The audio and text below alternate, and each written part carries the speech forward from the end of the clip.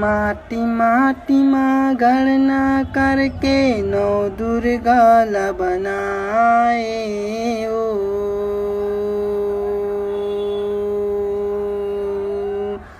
माटी माटी माँ गणना करके नौ दुर्गा ला बनाए ओ।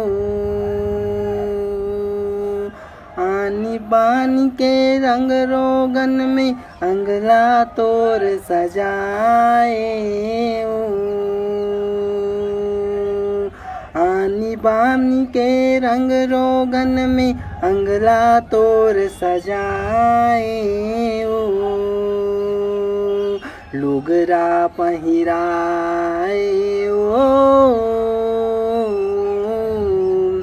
पहुना बरोबर दाई हे दुर्गा हे महामाई नौ दिन बर आए ओ।